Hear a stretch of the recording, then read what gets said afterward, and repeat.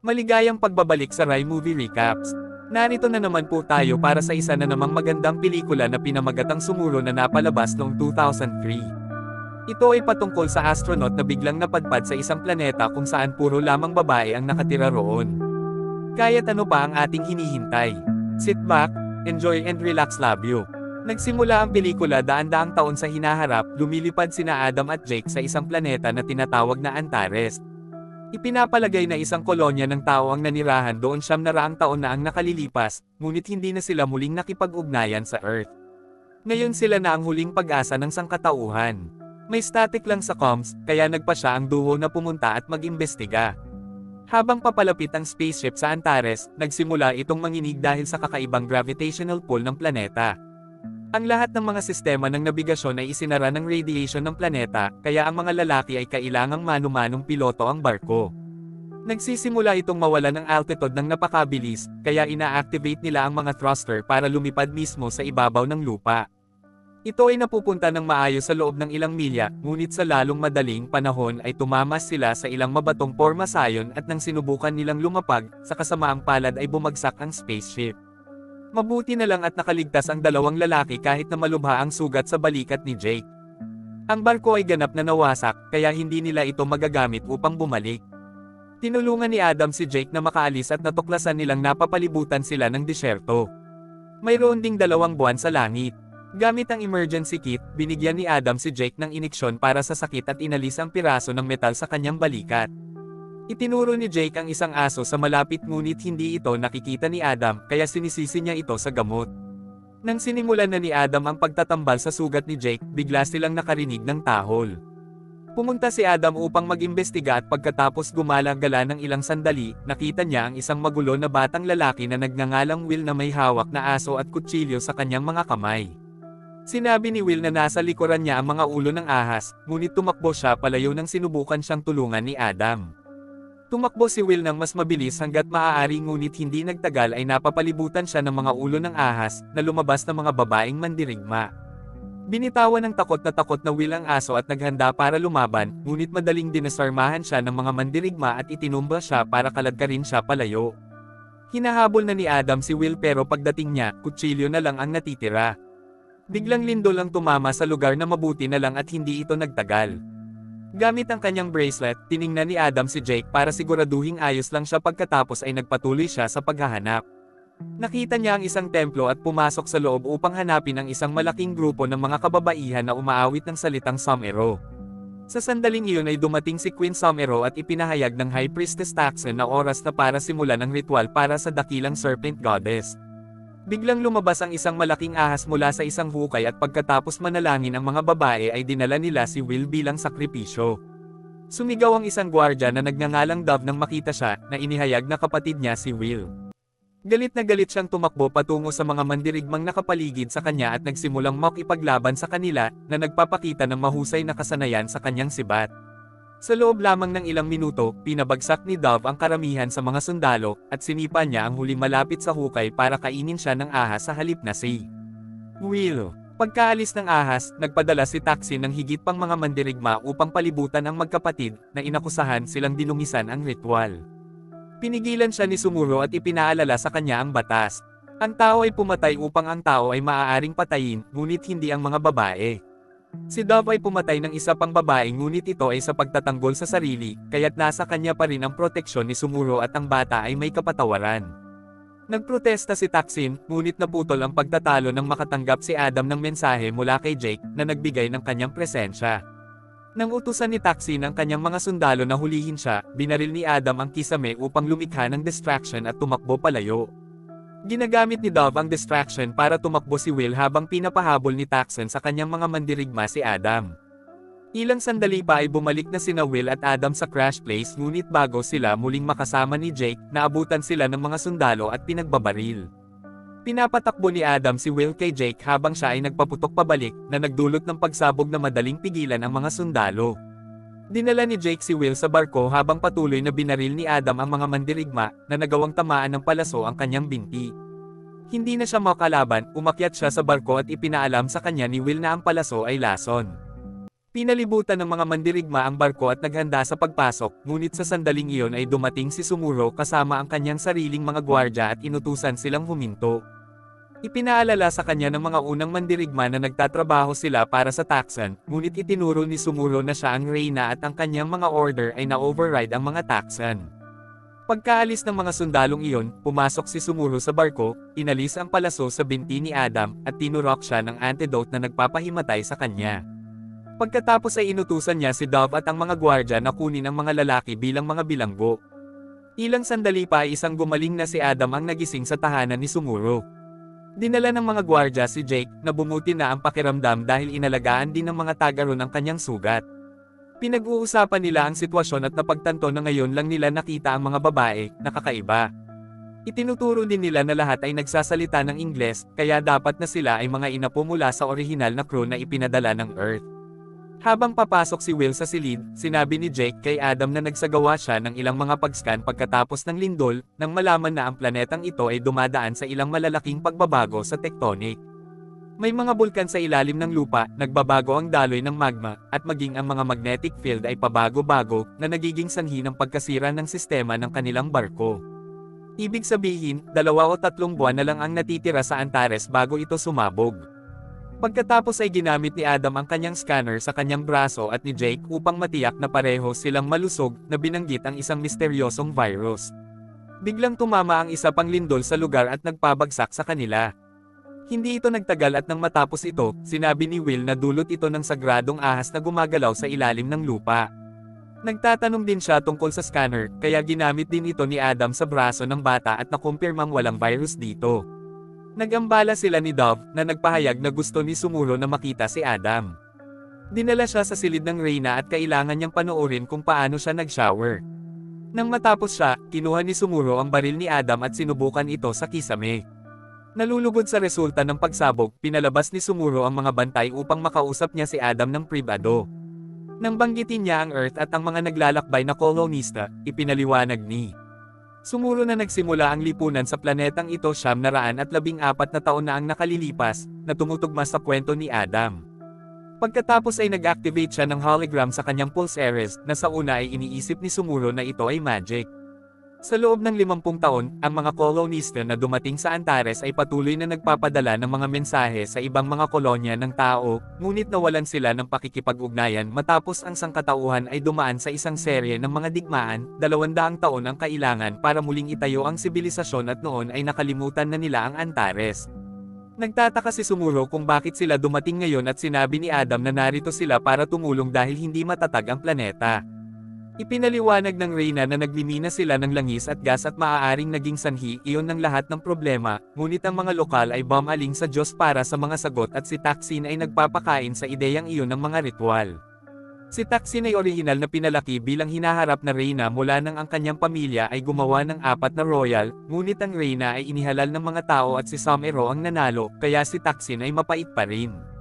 Ipinaalam ni Adam kay Sumero na kailangan nilang lumikas sa planeta bago maging huli ang lahat, ngunit itinuro ni Sumero na ang kanyang sasakyang pangkalawakan ay nawasak at ang mga tao ay nagdadala lamang ng sumpa ng kadiliman. Nang magtanong si Adam tungkol sa mga tauhan ni Aunt Eri, dinala siya ni Sumero sa mga minahan, nang hindi na malayang sinusundan sila ni Will. Sa pagkabigla ni Adam, lahat ng lalaki ay pinananatiling alipin dahil sila ay may mga kalamnan at ang babae ay naghari dahil sa kanilang mga utak. Isang galit na si Adam ang tumutol habang hawak niya ang braso ni Sumuro ngunit nananatili itong kalmado habang ipinapaliwanag niya ang mga lalaking nagdala ng kamatayan sa nakaraan. Itinuro din niya ang mga babae na nakikipag-asawa pa rin sa mga lalaki para lang magkaroon ng mas maraming sanggol at humalik kay Adam habang nakatingin si Taksin mula sa malayo. Nang sabihin ni Adam na hindi ito kapayapaan, ito ay pang-aalipin, sinimulan siyang suntukin ni Sumuro. Ang unang ilang lupain, ngunit sa lalong madaling panahon nagsimula siyang umiwas at kalaunan ay nakuha niya si Sumuro. Hinampis siya ni Dove mula sa likuran para iligtas ang kanyang reyna, na nagutos sa mga sundalo na ikulong sina Adam at Jake. Nang makita ang lahat ng ito, inutusan ni Taksin ang kanyang mga mandirigma na patayin ang mga bantay ni Sumuro at kidnapin ang duo. Habang dinadala ng mga bantay ni Sumuro si Adam sa mga lagusan, ang mga mandirigma ni Taksin ay lumapit sa kanila mula sa mga anino. Sa sandaling iyon ay sumigaw si Will upang bigyan ng babala ang grupo tungkol sa pananambang, ngunit huli na, si Dove at ang iba pang mga gwardya ay mabilis na pinaputukan ng mga palaso. Habang hinuhuli ng mga sundalo ni Taksin si Adam, tumakbo si Will sa kanyang kapatid, na humiling sa kanya na sabihin kay Sumuro ang nangyari at pagkatapos ay namatay. Dinala si Adam sa silid ni Taksin at inalok niya itong magsanib puwersa laban kay Sumuro. Ibinahagi niya na nang dumating ang mga kolonista, nagalit ang Diyos sa kanilang pag-aayos at nagpadala ng kidlat na pumatay sa karamihan ng mga lalaki. Naniniwala si Taksin sa magic ng mga Diyos at hindi niya sinasang-ayunan ang interes ni Sumuro sa agham dahil iyon ang naging sanhi ng galit ng mga Diyos noong una. Hinawakan niya si Adam at nagsimulang maging mapagmahal, ngunit itinulak siya nito nang mapansin niya ang isang screen sa dingding na tinawag ni Taksin na relic mula noong unang panahon. Lumapit si Adam sa screen at nagulat siya sa isang ahas, kaya sinabi sa kanya ni Taksin na isa ito sa kanyang mga sagradong anak. Gayunpaman, itinapon ni Adam ang ahas sa lupa at tinapakan ito upang patayin ito. Sinabi ni Taksin na dapat niyang parusahan siya ng kamatayan para doon, ngunit sa halip ay sinimulan niya itong halikan. Habang siya ay ginulo, ginagamit ni Adam ang kanyang bracelet para kumonekta sa screen ngunit hindi ito gumagana ng maayos. Iniisip ni Taksin na ang Pulse Heiress ay magic at hinihiling na magkaroon nito. Nang sabihin ni Adam na hindi, kumuha siya ng kutsilyo at sinubukan siyang salakayin, ngunit mabilis siyang hinarang ni Adam at dinasarmahan siya. Pagkatapos ay tinawag ni Taksin ang mga gwardya at inutusan silang kaidnahin si Adam, gayunpaman tinanggal nila ang kanilang mga helmet at ipinahayag na sina Sumuro at Jake. Itinuro ni Sumuro na nilabag ni Taksin ang batas sa pamamagitan ng pagpatay sa mga babae at sinuntok siya para matamba siya. Pagkatapos ay muling nagkita si Sumuro at ang mga lalaki kay Will at sa mga gwardya ng Reyna. Inanunsyo ni Sumuro na pupunta sila sa burn zone, na kinatatakutan ni Will.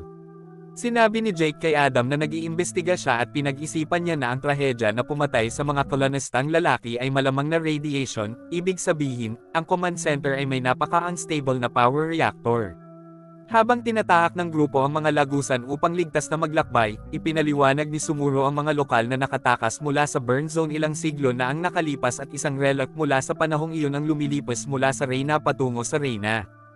Ang mga lalaki ay tumingin sa relic at nakita ang isang larawan ng kolonistang barko na nasa burn zone pa rin.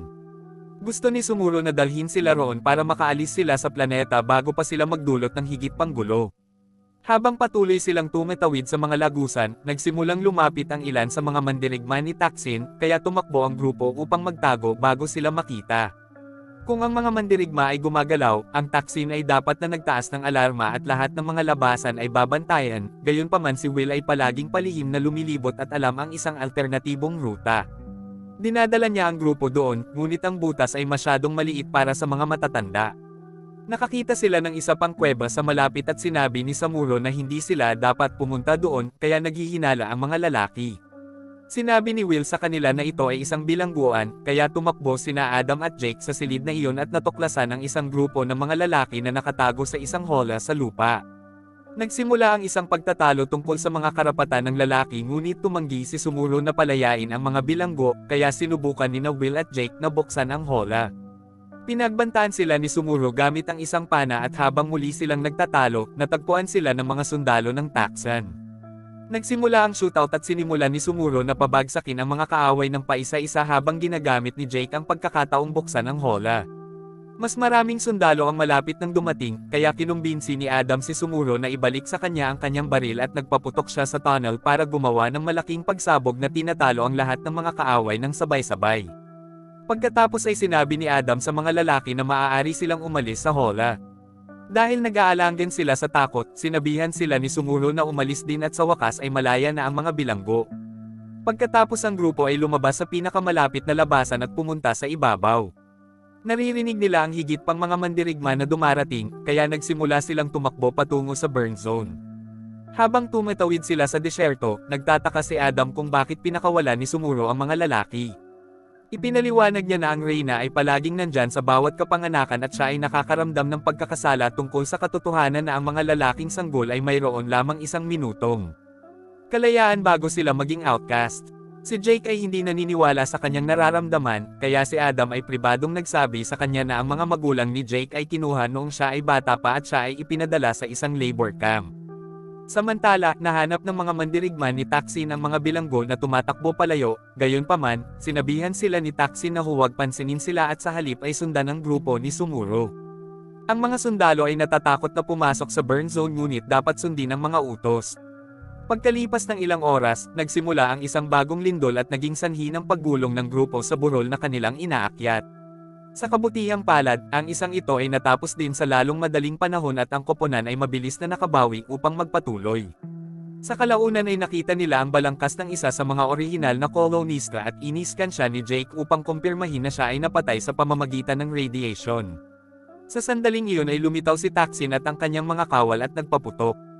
Nagsimulang tumakbo ang grupo ni Sumuro at nagkaroon ng habulan. Biglang niyanig ng isa pang lindol ang lugar, kaya muling bumagsak ang lahat. Nababaon si Will sa ilalim ng buhangin, ngunit mabilis siyang nahanap ng mga matatanda at tinulungan siya. Iniskan siya ni Adam para tingnan kung okay siya at nang magtanong si Will tungkol sa virus ay narinig niyang binanggit nila kanina, hiniling ni Sumuro na malaman ang katotohanan. Matapos siyang i-scan din ni Adam kung sakali, ipinaliwanag niya na patay na ang Earth. Ang isang natitirang virus mula sa Gene Wars ay natutulog sa loob ng maraming siglo, ngunit sa kalaunan ay naging aktibo muli ito at sinira nito ang kakayahan ng sangkatauhan na magkaanak. Dahil walang lunas, dahan-daang winasak ng virus ang lahat ng kolonya sa kalawakan, ibig sabihin, si Adam at Jake na lang ang natitira. Dumating sila sa Antares na nagnanais na mahanap ang kanilang huling pag-asa. Nagpatuloy ang grupo at nakahanap ng isang abandonadong gusali. Hindi nila mabuksan ang hatch sa harap, kaya pinutol ito ni Jake at pumasok sila sa loob.